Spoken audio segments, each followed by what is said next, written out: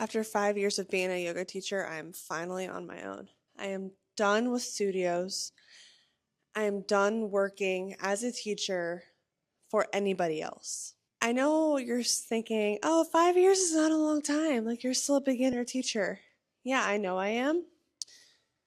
But I'm done teaching for other people, flat out. Now, it's great if you are a teacher and you love teaching for other people. I'm not bashing you. I think it's great, especially if the other people are on your side, if they're in alignment. Alignment, we use that term so much in yoga. Oh my God. But again, I'm not here to bash anybody. It's also easy to work for other studios if it is not your main source of income and not your main passion. Most yoga teachers teach yoga as a side job or as something to do on the side that's fulfilling and adds to their life. And if that was my case, heck yeah, I'd be working for another studio too. No way would I want to open up my own studio, open up my own business if this wasn't my primary source of income and my primary passion. I have a lot of friends who are teachers that also teach yoga. I have friends who are therapists that also teach yoga. So it's very like a peanut butter jelly sort of thing with those types of people. Those types of work also teach yoga on the side because they fell into the practice and they want to share. But this is not about me talking about other people today. This is me talking about my experience and why I got out of teaching at a studio. I'm Sabrina. I've been teaching for 5 years. I have worked at 5 studios. And I've been at one studio mainly for 5 years, the duration of the 5 years. And I recently left my studio job and opened up my own boutique yoga space. It's a one room, like 15, 20 people yoga studio, and opening up my online program coming soon. So let's get into it. This is my main source of income, and this is my main passion. This is what I do every day. I was working, at one point, I was teaching 11 classes a week. I was a social media manager and I was a co-lead for the yoga program on top of other things that I was doing, and I still did not make enough to sustain how I was living. I live a very simple life. I don't go out. I'm a bodybuilder, so that's where most of my income comes. That's where most of my income goes towards, is food, supplements, my coach. That's it. But it actually equals out to if I were going out, if I were going to Starbucks every day, if I did have all these subscriptions online, which I don't. So I live about an average life. I live in Northeast Ohio, so it's about the median average for America for income. And working at a studio did not, and unless if I was getting paid, salary with benefits, that's a big thing too. Like, most yoga studios are not going to pay you enough to make a sustainable income. They're not, straight up. And if you are, you're working for them completely full-time, which basically what I was doing, but I wasn't making full-time money. Number two, why I quit. I realized how much work I was putting in, and it didn't equate to how much I was getting paid. And I thought to myself, if I'm putting this much work and to put dollars, and if I'm getting, oh my gosh, if I'm putting in this much work for money to be coming into somebody else for my passion, why am I not doing it for myself if this is my passion and what I want to do? I actually asked myself that question and nothing came. There was no answers. The answer was, you got to do your own thing.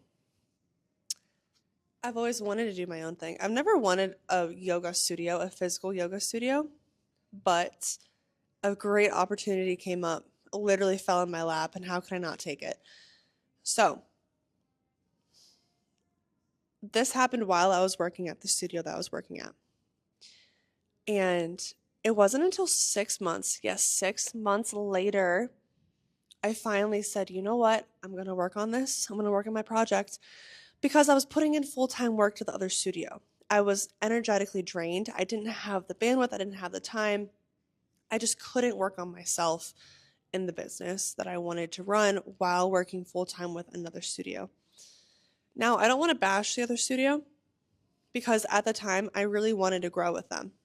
I wanted to grow with them to a different location. I wanted to grow the yoga program with them. But there were so many conflicting things and so many different signs that led me to do my own thing. The number one reason why I quit, now all these reasons that why I quit, I'm not saying in numerical order. The number one reason why I quit is because my view of yoga and the studio's view of yoga did not line up. And this is one thing that I struggled with because I don't think there's one view of yoga. I think there's multiple views, and I don't think there's a right view and a wrong view of yoga. There's my view of yoga, there's another person's view of yoga, there's another person's view of yoga, and they're all different. But if you're trying to build a business and build a yoga program, if two people who are the lead, if their views on yoga does not mix, you're not going to build a sustainable program. And unfortunately, that was the case. So I had to step out, and everything was leading me to where I am today. Everything. I'm extremely grateful for all the work that I put in because I have learned so much about how to run a sustainable yoga program and how not only to run it, but how to manage it, how to take care of the clients, how to be a great teacher while in the midst of doing this. And I fucking love it. I think it is so fun and it is just amazing. And one of the things that I was doing to myself in the process is that I was diminishing myself there. I was not speaking up for what I believed in just so I can move up the ladder and be a leader. And so many people, especially in America, do this. They swallow their pride. They don't get out what they want to say. They put their own opinions down to create peace. And they're like, you know what? I'm going to create peace. This is about yoga, right? And unfortunately, in this day of age, we have spiritual materialism, which is the next thing that I'm going to talk about. Spiritual materialism is basically using any spiritual practice to boost your own ego and your own sense of self externally. It's using the practice not for what it's intended to, but it's using it to make yourself look better than everybody else. So it makes you feel better, right? It boosts your ego, makes you feel better. And the reason why I'm so judgmental over this is because I have been there. In college, I used to drink all the time. I was not a healthy person. I was overweight. I was cheating on my classes. I was stealing money from my parents. I was not a good person. I was in a toxic relationship. I was mean. I was just not a good person in college, which is just how it was at the time. I forgave myself, but I'm working on forgiving myself. But I use yoga as a way to boost how I felt about myself because it made me be perceived as a spiritual person from the outside world.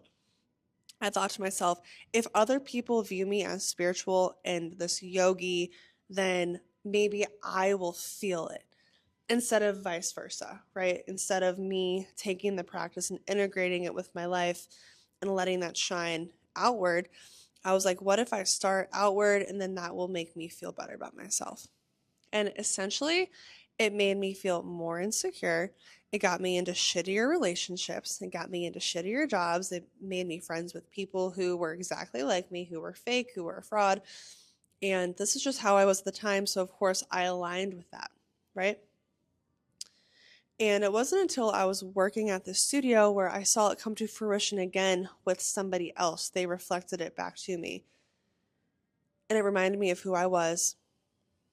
And I told myself, Sabrina, if you really want to put your time and energy into the studio, you need to be spiritually materialistic like how you were in college. And that's not who I am. And I'm judging this because I was there and I can see it. And I'm trying very, very hard not to do that again. I don't know what else to say. That was basically the gist of it. Yeah, I opened up my own little boutique studio. It is called Iron and Ohm. This is the first video that I've put out on my YouTube channel, so please like and subscribe, where I talk about more things yoga, more controversial topics that you don't want to talk about in the yoga world. Iron and Om is a program that mixes bodybuilding training, strength training, weight training, powerlifting, basically anything that involves an active life. We're going to mix that with the stillness and introspection and awareness-based practices that yoga provides. So Iron for active, Om for stillness. Iron and Om, we are all about that yin and yang relationship here. So follow me, like, and subscribe. Check me out on social media, Sabrina Czerwinski, Czerwinski, or go to ironandom.co. That's ironandom.co. Thank you so much.